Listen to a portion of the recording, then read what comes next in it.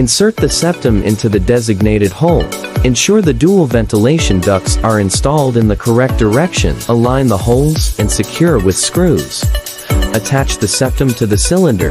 Connect the cylinder to the wind tube and tighten with screws.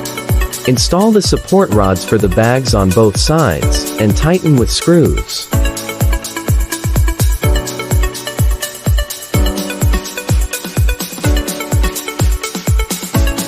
Ensure both the upper and lower bags are correctly placed into the card slots.